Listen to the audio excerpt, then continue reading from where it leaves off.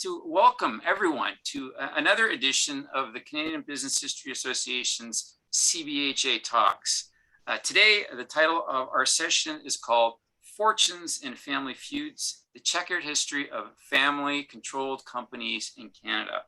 My name is Dimitry Anastakis, and I am the L.R. Wilson R.J. Curry Chair in Canadian Business History at the University of Toronto, both in the Department of History and in the Rotman School of Management. I'm also fortunate to be the chair of the board of the CBHA, the organization presenting this today. I have the pleasure also of both moderating today's session and providing a little bit of commentary as well. So I'd like to take a moment to give a bit of an introduction for the session and also to introduce our speakers for today.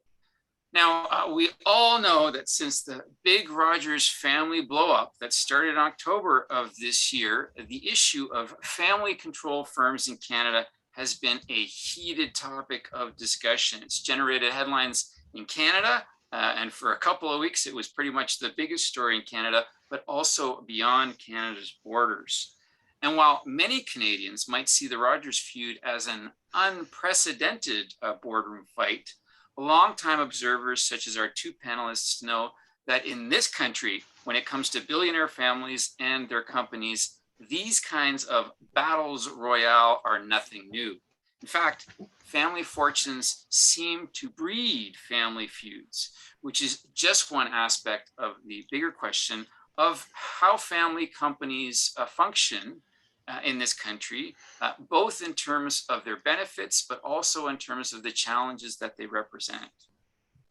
Today, we're delighted to have two of Canada's leading business journalists and writers here to discuss this topic and to have them answer some questions from the audience as well. As I mentioned, if you do have questions that are that pique your interest during the discussion, you can post them into the chat, and I will eventually come around and take a look at some of those questions. I can't guarantee that everyone's questions will be asked, but please post your questions. So our two authors for today, our two speakers for today, authors, both of them. As a journalist for 30 years, Rod McQueen lived and worked professionally in London, Washington, Florence, and Toronto, where he now resides. He is the author of 20 books, and he's won the 1997 National Business Book Award for his pretty fantastic book, Who Killed Confederation Life, which I still assign in my MBA class. He also won the Canadian Authors Association Award in History for his bestseller, The Eatons, The Rise and Fall of Canada's Royal Family. Rod's also written about Edgar Bronfman Jr.'s rise and fall and the Canadian Tire's Battling Billis's family. So he's particularly well-versed in family feuds and fortunes.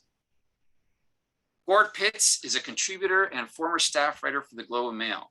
As an author, public speaker, and business journalist, Gord has a focus on management, strategy, and leadership.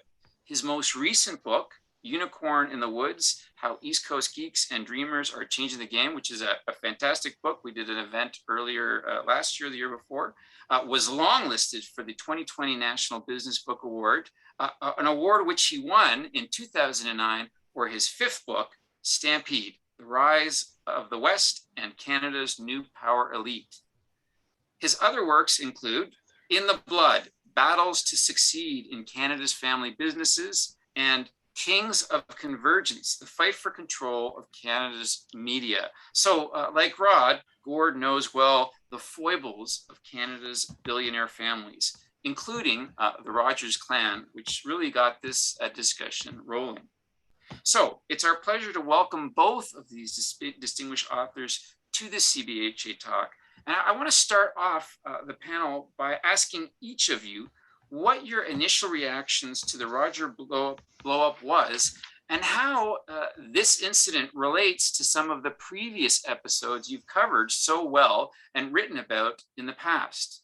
So first, I'm going to ask you, Rod, just how much of an outlier was the Rogers feud in comparison to some of the other family fights in recent Canadian business history that you're more familiar with? Or is this just par for the course?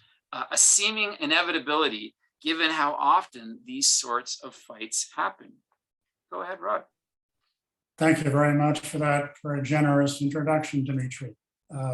Certainly, family feuds are now so prevalent that CBC even has an early evening panel show called Family Feud. And I'm sure everybody's been watching the HBO series Succession. Got to be the most vile family in business history, the way they fight with each other.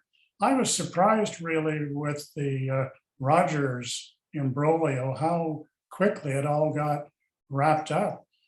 In the end, Edward was able to bring on his 5 new board members, which gave him that control position. He was able to replace the CEO. He went before the courts. The courts approved his actions, and the other side did not appeal. I'm sure there will be ongoing difficulties within the family with his mother and 2 sisters also on the board, and this may rear its ugly head again. But for now, everything has settled down. There's been lots of other longer-lasting family feuds in Canadian business history. Certainly, the grocery Steinbergs went at it, the pulp and paper Krugers, the French fry McCains, Harrison McCain and Wallace McCain fought over who was going to run the company after they were through. It went before the courts in New Brunswick, and Wallace was eventually left the province, and the pair split up after a lifetime together. He and his son moved to Toronto to run a different company. So this really is part of the fabric of Canadian family businesses in particular. However, I don't think any of them holds a candle to what must be the longest running family feud in Canadian business history, which is at Canadian Tire.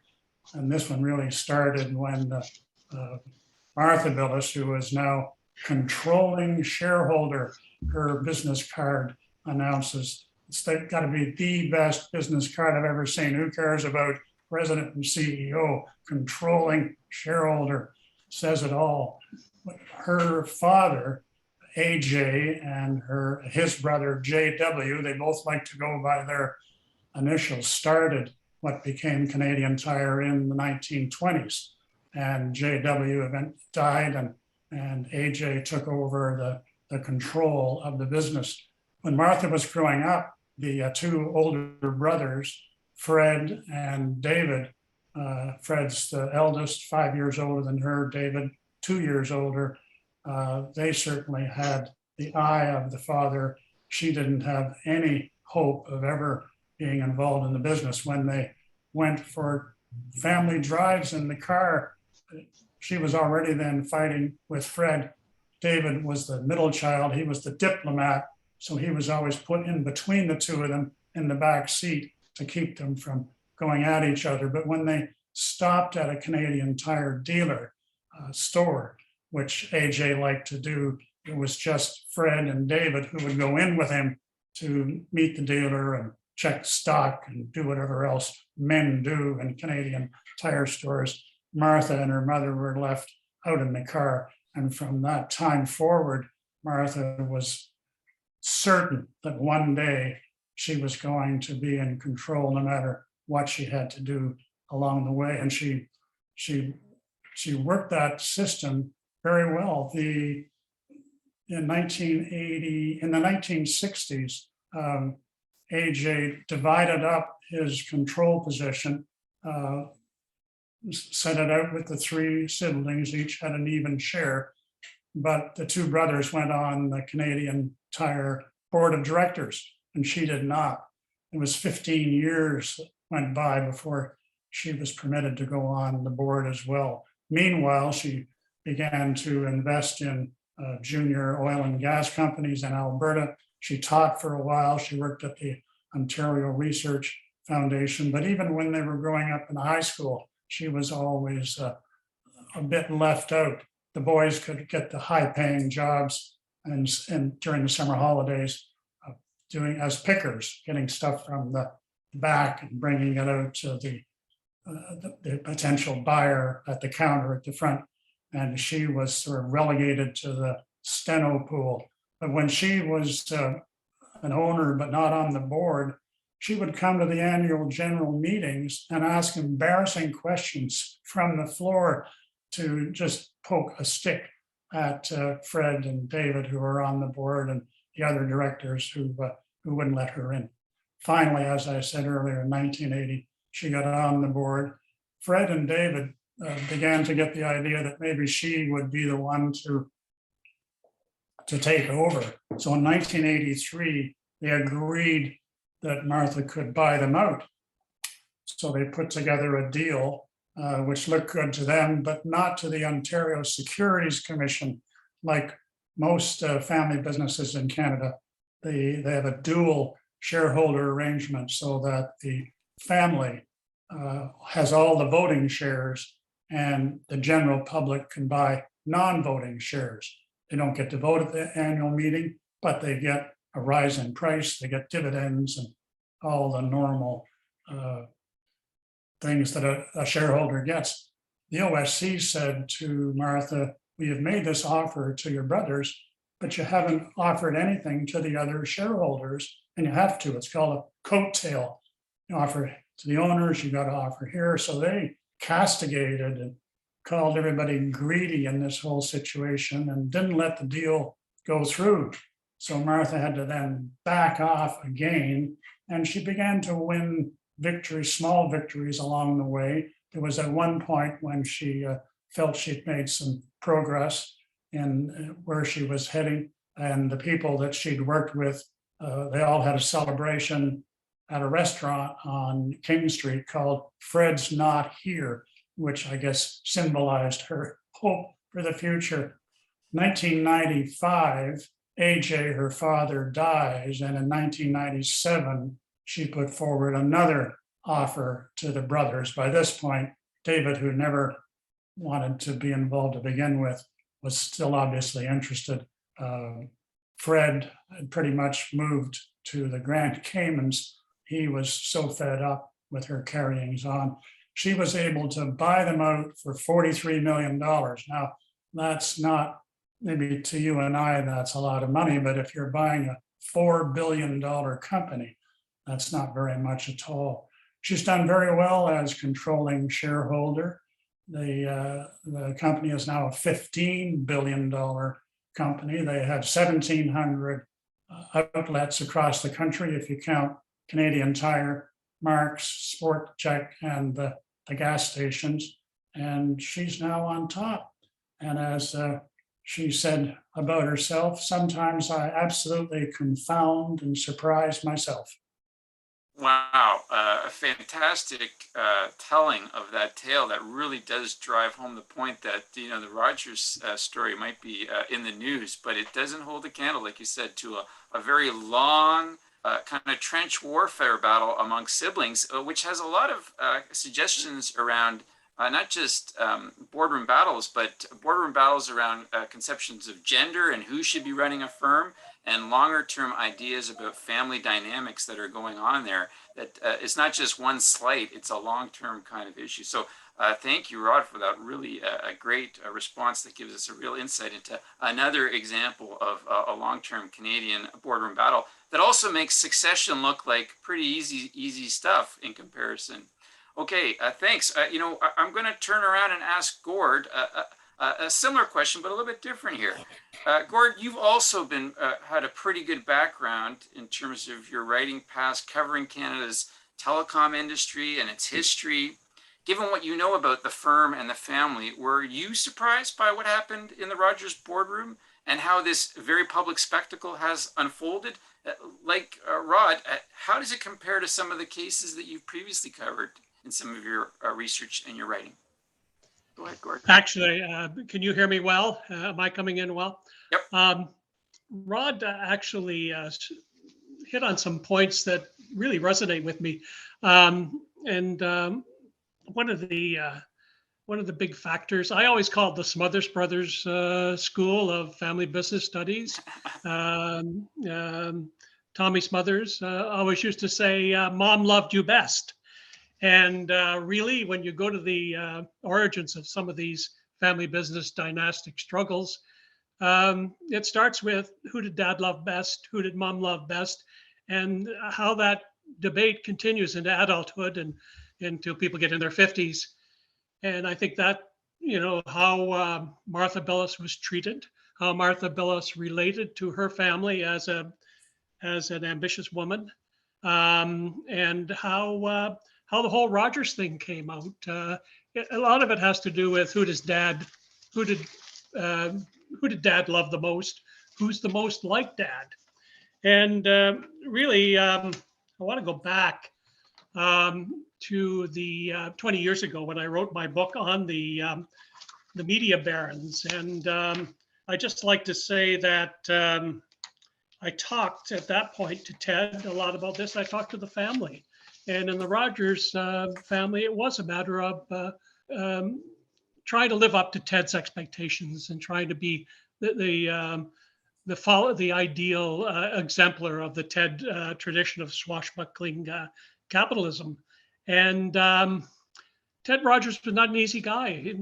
Entrepreneurs are not easy guys as parents. Easy men or easy women as parents. They're often distant, they're often absorbed, they're often self-absorbed, and Ted Rogers is the epitome of that. And about 20 years ago, he talked to me about his concerns about his family. So I could see this coming. Ted was in the latter stages of life and wondering about succession. And he always felt, he said publicly, that he felt that his daughter Melinda was the most like him. Now that must have been crushing for Edward, to hear that. I'm not going to try to put myself in Edward's mind, but those are difficult situations. Edward was publicly often denigrated, I think, by his own father. And inside the company, there was a little expression that Melinda would be the successor if she, quote, quote, had balls. And it was Ted was a prisoner of his generation's views about what sex should lead, where the leadership of his family could come, even though he knew that Melinda was in many ways the one of his children who was most like him. And so that continued on, that sort of tension between Edward and Melinda for quite a number of years. Now, one of the key figures in all this was John Tory Sr., the father of the current mayor of Toronto. And he was the conciliary, the fixer, the grand designer of the succession plans of a number of families, notably the Thompsons, and he was an old friend of Ted's. And on a telephone conversation one day, he got into a reflective mood, and he said, "I'm feeling pretty good about the Thompsons. I'm feeling pretty good about a number of the families I've advised.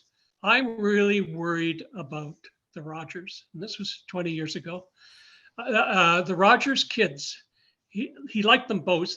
He felt they were both ambitious, smart children that any parent would want to have. But this tension between the two, between Edward and Melinda, and by extension to probably to her sisters as well, he was really afraid of that, and he was putting all the trust into place, all the mechanisms into place to make it work, but he worried about the personalities. So, I also talked to Edward about that time, and the big issue about that 20 years ago was who would vote these family trust shares, which is now, of course, has been the big issue in the family. And I was told by Ted he had chosen one of the children to hold the hammer, if you wish, on those family shares. And I went to Edward, and he's implied that he was the one. So none of this comes as a great deal of surprise.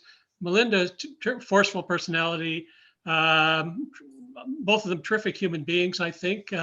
But this tension is a decades-long situation.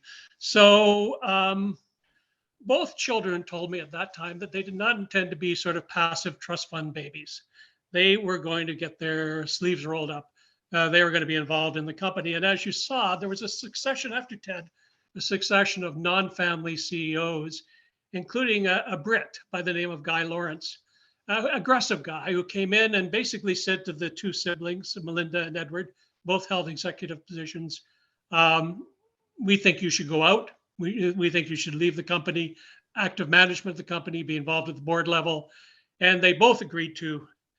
But I think Lawrence rankled the two, and Edward and Melinda joined together to get Lawrence, push Lawrence out of the company. That may be one of the last things Edward and Melinda did together. And of course, that leads up to today. They really, I think it has a lot to do with emulating their father. And I think I would not be surprised in the future if Edward Rogers considers the possibility of reinstalling himself as a as CEO. He really has this, as many, he's not alone in this, as many of the second generation really feel very much in the tradition of the father, very much captivated by the father's vision and want to be him or her, or the mother's vision, it may be in some companies. Now I see this publicly companies, it's harder to avoid these public disputes. They burst into the open just because of the nature of public shareholdings. And we see that with Rogers, but I would say it's almost any major company you look at faces an issue like this. The challenge is to keep it out of the courts and keep it out of the media, and then Rogers have failed to do that. Of course, the most bitter of these confrontations was a private company, the McQueens, which I got very much involved with and have followed over the years. And it was really an issue of two brothers, loving brothers who grew up together, founded a company together, an international company together, and then split over who should be their successor. Wallace feeling it should be his younger son, and Harrison thinking it should be someone else.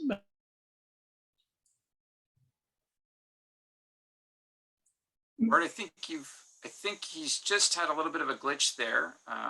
He may come back in, so I'm just going to pause there, and I think I will just make a comment, and then we'll ask Rod a question until the internet decides to cooperate. But you know, another set of fascinating comments. What you've got daddy issues and sibling rivalries and boardroom leaks and a real vicious brew and combination of publicly aired laundry, which really does make this a larger than life story, stranger than fiction, and pretty amazing. Those are great introductory comments from both Gord and Rod. Now, I did want to ask each of you about different aspects of family firms in Canada and how they have evolved. And Rod, you have written about family firms that, quote, "There are lots of reasons for failure in any family business. The founder may not want to let go. There may be no one looking ahead at what happens next.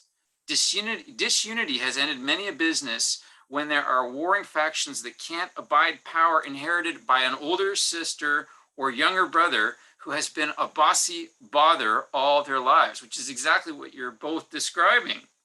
So we've seen some of the downsides of a family business, especially as you've pointed out, when it comes to succession. How have Canadian family firms handled succession in the past? Which ones have been good at it and which ones have been not so good at it? Well, there's a couple that have been very good at it, not as many as the bad bunch, maybe, but certainly the Molson family in Montreal, I think they got to 7 generations. I think that may be the record for Canadian family businesses. Obviously, with Coors buying them out a few years ago, they're probably more managed from Denver now than they are from Montreal. The Richardsons in Winnipeg are another excellent example of a family business that has done well publicly and privately. They're into the 5th generation. 3 or 4 years ago, for example, they're in grain, they're in financial services, they're in all manner of companies. 3 or 4 years ago, they brought together 21 first cousins from the 5th generation. Most of those, hadn't met each other before. They didn't know anything in many cases about the company. And so they took all these people off to one of those fancy hotels in the middle of nowhere where you have to focus on things because there's nothing else to do.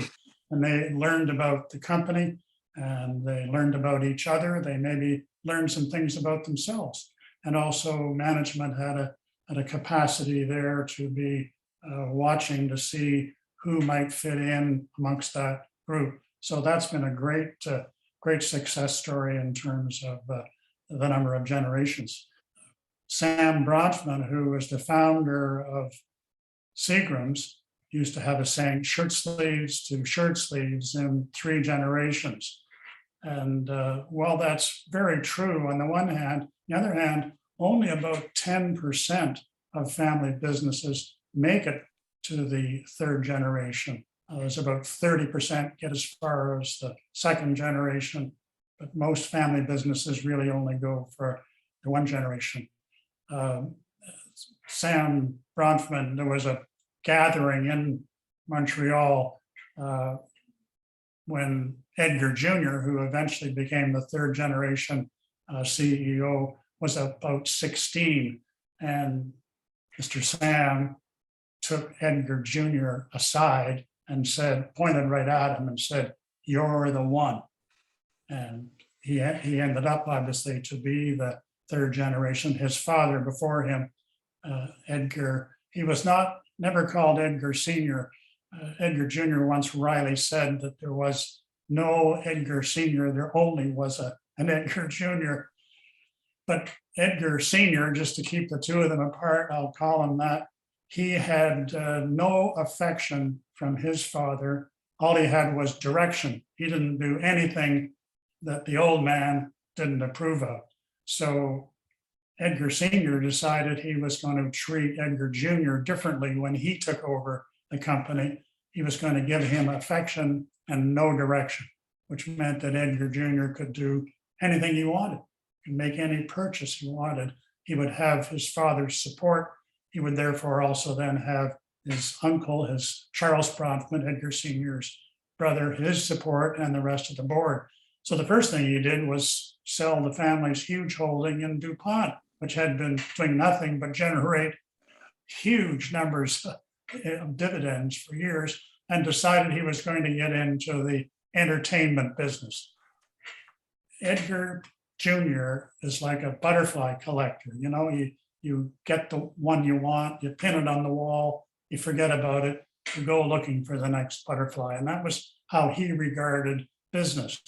He would love to do a deal, for example, with a media baron like Barry Diller, because there would be all the toing and froing and the negotiating and working with a big man like that. But then he wouldn't have any follow through once the deal was done. He wouldn't try to take a look at the company, to a new strategy, to integrate it with other entities. He, of course, went off to buy Universal Studios in Hollywood. And again, same kind of thing. He didn't really have an idea in mind. He didn't do research on a company. He didn't follow his gut. He didn't, good entrepreneurs have good guts and instincts, and they can follow them. He tended to do what he thought was popular. Well, what's popular doesn't always last very long. And so the companies that he was buying and assembling didn't in general do very well.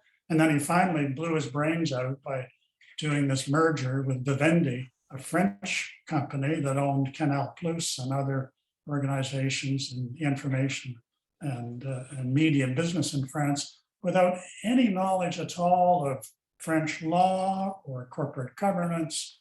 And of course, that whole thing blew up too, and the family fortune went from 8 billion down to 2 billion. Now 2 billion is enough to spread around. Again, between you and I, we would be happy with that. But that was quite a failing. And there was one of the saddest scenes in corporate culture that I ever saw when Edgar Jr. pulled out and started to try to do deals on his own. He moved out of the Seagram building in New York. I imagine many of the viewers this afternoon will be familiar with this building. It's on Park Avenue, right at 54th.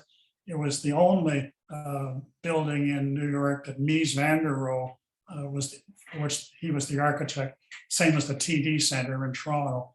And Edgar Jr. moved into an office in Lever House, which is right across the street. His office was on the 4th floor, and there he sat looking at the Seagram building across the street? Was he trying to think about how he should have done it? Was he thinking about the good old days? Was he hoping to go back? As I say, it just was sort of one of the sad scenes of corporate culture. And another, it might be, I mean, that story might be one of the greatest the self-sabotage of the House of Seagram might be one of the greatest mistakes, disasters, and self-imposed self-goals in Canadian business. I think the Eatons was a similarly large self-imposed disaster. You know, here's a company founded in 1869. In the 1930s, they had 60% of the department store business in Canada. And my thesis, there was a hearing in Ottawa into their profits, and they said, you're making too much money. So Eatons decided at that point that they were going to reduce their profits by hiring all kinds of executives and paying them top dollar. So they had lots of expenses on the other side. Their business began to go down then. It certainly was on the way down when John David Eaton, who was the third generation, there was a great story about him traveling with an executive going to Northern Ontario and visiting a store and saying to his executive crony, go to the candy counter and get me some of those candies that I like. So the executive went, and the person behind the counter said, I'm sorry, we don't carry those anymore. They were too popular and we couldn't keep them in stock. This was what was going on the floor. This was what he gave to his sons, the boys, as they were called, John Craig, Fred, Thor, and George. And John Craig didn't really have much interest in running the place. He worked at the stores. Thor didn't care in the least. Fred ran the business in the 80s when it was easy to run anything because the times were good. Sales were high everywhere. Employment was solid. You know, it was just go, go, go. He also had a CEO that he brought in from the outside, which was a wise thing, a great retailer called Greg Purchase, which made a huge difference. He was then named High Commissioner to the UK and took his yacht and his Rolls Royce with him and left and appointed George as CEO. And George had never really been involved in the business. He had been doing race cars as a young man, and he did not have any kind of outside retailer helping him. And he made a couple of terrible changes. He canceled the Trans-Canada sale, which was the best known semi-annual sale in Canada, and which made everybody angry, and adopted this new slogan, everyday low prices. Now, even Walmart, which has a similar slogan, has sales. When you go in there, you see things that have been reduced, and the place went bankrupt. And Fred certainly blamed George for what happened, and it's gone. You know, yeah, it's another example of a disastrous failure of succession and advanced planning. That's right. Great response, Rod. I'm just gonna. Gord is back, and I'm gonna ask you. Good, welcome back, Gord. Ask you a question here, Gord. It's kind of on a similar vein, but not exactly the similar vein. It's about family. You've written extensively on startups, on unicorns, and obviously on family businesses too. One of the key issues that arose out of the Rogers affair is the company's dual class structure, which Rod already mentioned and you've alluded to, wherein the Rogers Family Trust, which is chaired by Edward, controls about 97% of the voting shares, effectively making Edward the sole shareholder of the company in terms of controlling shareholder, which Rod mentioned in terms of Martha Billis's title. So there's been quite a bit of discussion about this form of ownership, and many other Canadian families utilize a similar structure to keep control of their companies, even after they go to the public markets and raise a whole bunch of money. So is the dual class structure a problem for governance in Canada, or is it a good thing in terms of how a family firm can grow but also maintain control? What are the upsides and downsides of this dual class share structure? Well, it's really the dual class structure is as Canadian as maple syrup. It's really part of the Canadian fabric now. It's a very hard thing to get rid of from the eyes of some people, or change or reform in any substantial way. I mean, there are coattail provisions, as Rod talked about. There are things to assuage the power of the family, and I'm frankly consider probably it's a travesty of corporate governance, where a company can go and tap equity markets. In other words, make that agreement, a deal. We'll give up some ownership in exchange for fairly cheap capital, cheap financing, especially perhaps compared with some other sources. But they don't really, it's a charade. They don't really give up ownership. It violates the sort of one share, one vote ideal of corporate governance. Basically, it's been very big for Canadian companies, very strong in the communications field. Rogers, Shaw, Cogeco, Quebecor. It's been a favorite financing method of expanding communications companies. And the argument, of course, is that it allows the vision of the family, of the ownership, to be kind of retained for a period of time without worried about takeovers or aggressive shareholders who are more short-term oriented. And but my concern is that it's become really a bit of a travesty, as I say, of corporate governance, taken by so many companies, not just communication companies, but Loblaws, Sobeys, Power Corp, great defender of this. Magna has been egregious at times. Frank Stronach would have 1% of the equity of company and 60, 70, 80%, I'm not sure the exact number, of the voting shares, which is really a violation of real equity and the ideal corporate governance. And of course, there's this argument that it preserves the long-term vision of the founding family against raiders, against short-term interests. But really, if you want that, there are markets in the country. They may perhaps more expensive for you, but nowadays there's so much debt financings of various types and forms. It seems like a ridiculous argument.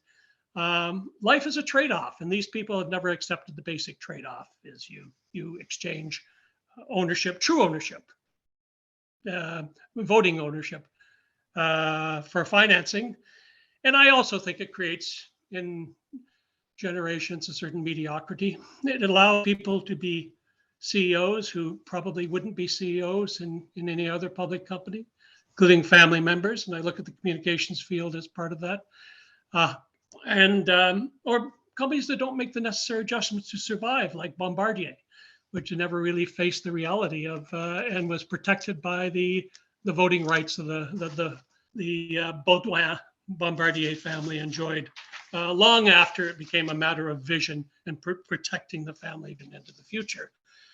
Now, we have now in the United States a lot of the new tech, the sort of more cutting edge tech companies are using dual class voting shares again to protect that vision of the founders, the Alphabets and the Facebooks. And some of these companies are very badly run, I think, in terms of being responsive. And you look at Facebook and its corporate governance, and I'd say it's atrocious. It's almost like it's operating in a vacuum. These people operate in almost a tube, a cylinder, and are not paying attention to what's happening in the real world. And I also think it's not good for Canadian equity markets. The argument is, if you know these companies are family companies, you know what you're getting when you invest in them. As Rod says, you get your dividends and you get capital appreciation. But I think it creates a thinner equity market in Canada. Institutional shareholders, to a certain extent, have in the past anyway shied away from Canadian companies where these investors will not get any seat at the table. And I think it creates an innovation challenge. I think one of the big challenges for family companies, particularly as they get into generations, is being stirred to innovation and having the prods, the hot breath of investors, short-term investors and long-term investors on their necks to force them to make the necessary adjustments to survive. And that is part of a strong Canadian economy. It's not the question of the narrow interests of these owners, but it's the interests of us all. So I think we're letting down our shareholders, we're letting down our innovation by allowing. Why not sunset rules? I mean, that's one thing we see on, yes, you can do this 5 years, but there is a sunset where these shares will be converted into non-voting shares, or there will be some reshuffling of the equity so that these shares will retain to a more normal, to the same status as other shareholders have. So those are some of the ideas, but it's a tough one in Canada because they are so entrenched. And a lot of people do consider them part of the fabric, part of what keeps Canadian companies Canadian, and part of what keeps them still instilled with the vision of the founder and a family. But I think after a while, there's no special vision that the family has over other interests in the economy. Certainly, and when you get down to a second or a third generation, those questions about innovation and having something, some breath on your neck to take you to the next step, it becomes a lot harder when you're in a pretty easy position as a second or third generation. I mean, there are some examples of these dual class structures being willingly given up. The Couche-Tard people who own Circle K, are going through that process right now. But that's more of a rarity. And as you say, it's something that's become, because it's such an entrenched set of families, there's probably not a lot of movement here in terms of taking another look at those types of structures for how we do our governance. And, that's something, your answer was really excellent. And that's the kind of thing that I'm glad we're recording this, because I'm going to point students to that answer, to both of your responses on some of these questions, because they're so good.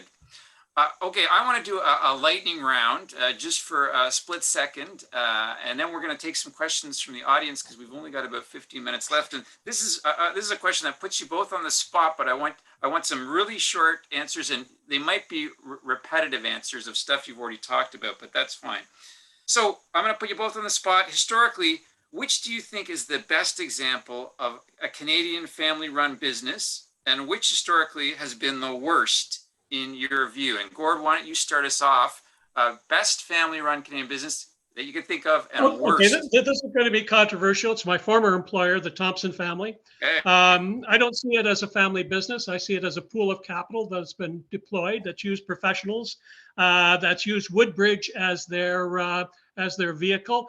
This is a company that was once in the North Sea, once in travel agencies, newspapers, and has dispassionately got out of them and moved the capital into where the next frontier is. So whatever you want to say about them, and the family just keeps dabbling in art and social goods. So that's really, I think, pretty good.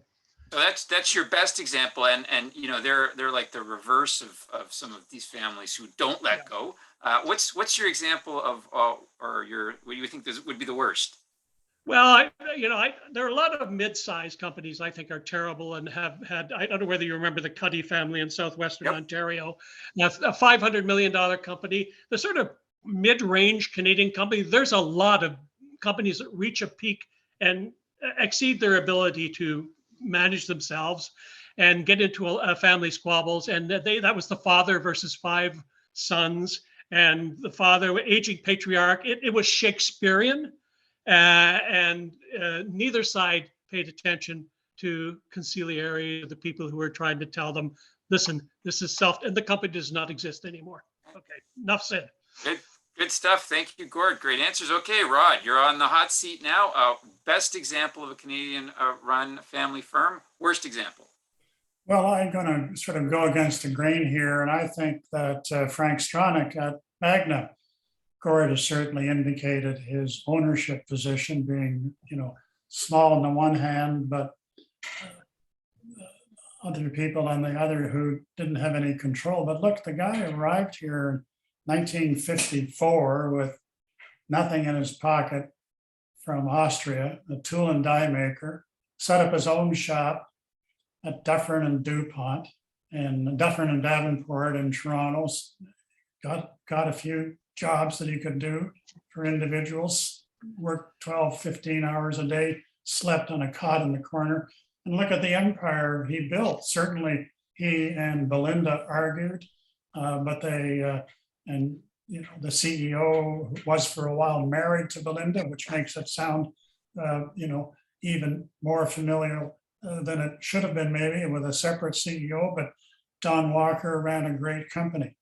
I think the board was not always as watchful as it might have been, but you got to hand it to a guy who starts a company and grows the size that it did in the auto parts business. I mean, it's huge. I don't know, for a long time there, they tried to keep the number of workers in a plant at 50, I think, maybe so the union couldn't organize them.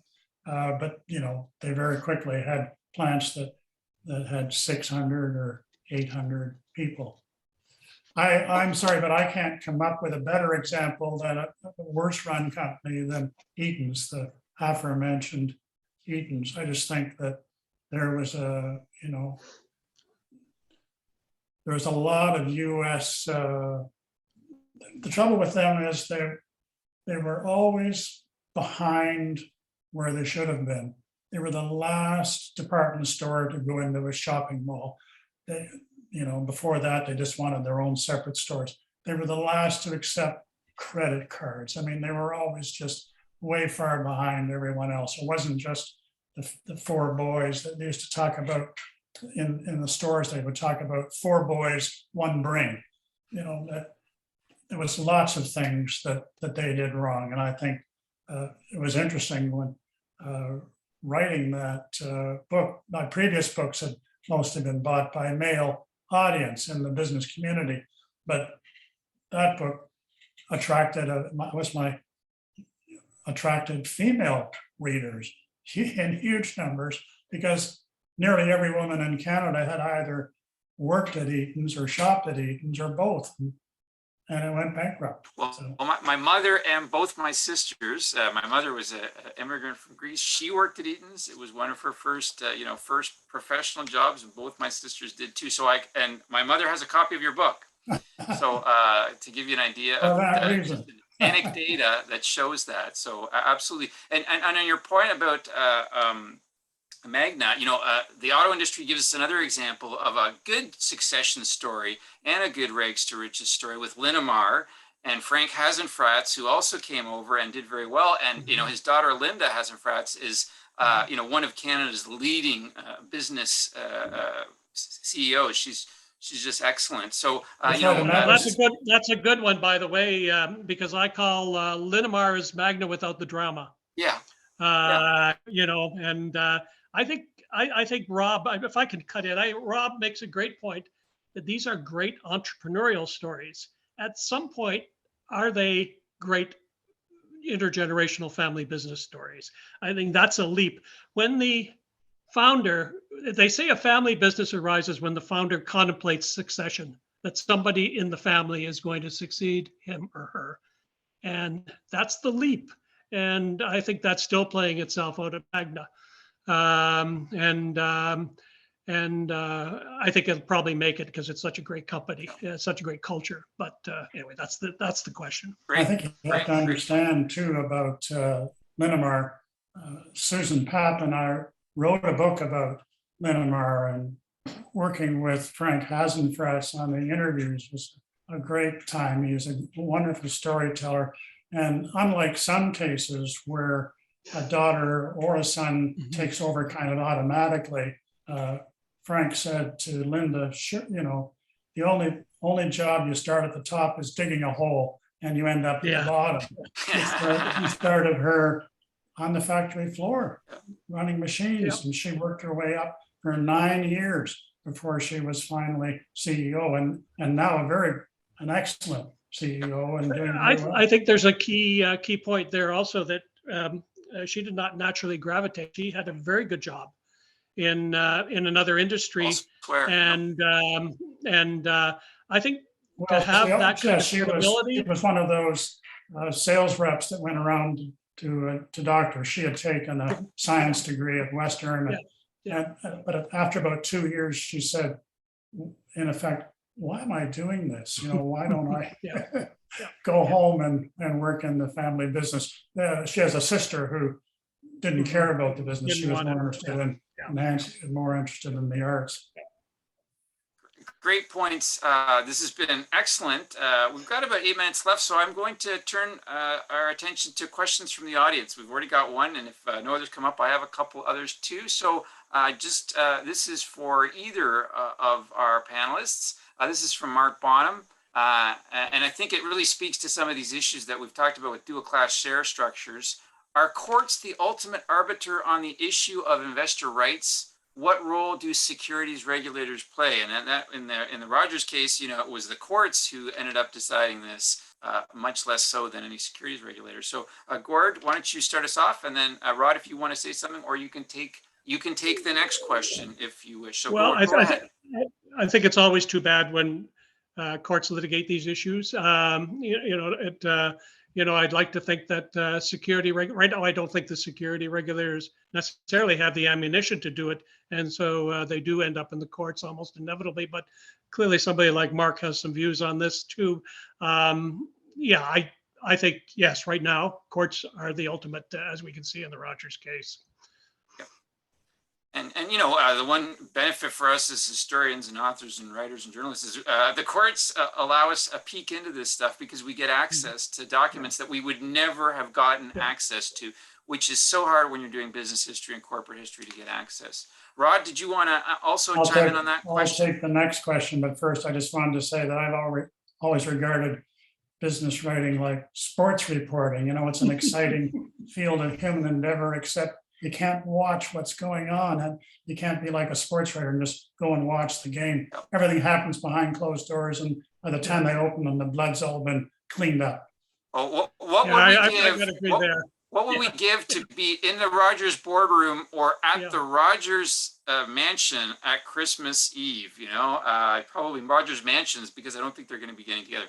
Okay, Rod, the next question is, how does the Irving empire stack up? And I thought about the Irvings when you were mentioning about the Billises always using JT and KC, and the same thing goes in the Irving clan too. So how do they stack up in this family? I think Gord's probably more knowledgeable about the greasy, gassy, and oily than I am. They didn't go just by the letters in their name. They had nicknames for each other. But for a long while, that was a very successful company. But greater heads than I might speak to it today. Okay, why don't we let Gord in on this one? If I could just mention, I have studied the Irvings for years, and they did have a lot goes on there that one does not see in the Irving empire. And it's a good example that the entrepreneur KC Irving had a great vision, built a great number of companies. He basically controlled large parts of New Brunswick. And then his sons were very much in the thrall of KC, and they ran the company like a corner store. They would get together at a restaurant and say, well, you're going to do this, Gassy. You're going to do this, Greasy. It was very, that were their nicknames, at least to the outside world. I doubt they used them, but it was very informal. It was like three brothers just getting together and deciding how to do things. One ran energy, one ran pulp and paper. One ran forestry, and the other, when you got into the next generation, the cousins could not get along. And you've actually had a formal breakup, kind of a quiet breakup of the Irving empire over the last decade. And something I wrote about. And these companies do not have there was a trust in the Caribbean that controlled all this that KC had set up. Now it's really three separate empires. They're all private still, correct? Yeah, you don't see, it's very hard to lift the veil on that one. Although over the years, I've had great luck in getting some exposure to it. Very successful business from an operating point of view. They are extremely disciplined. So you've got to, but they are not a unified force anymore. Well, great response. And yeah, I should have realized to ask Gord that question. Rod, instead of you, since that's probably more fertile territory for him. So it's about 2:57 now, and while I would love to continue on because there are other questions, and I've got a whole bunch of questions that I didn't get to, a long list of questions.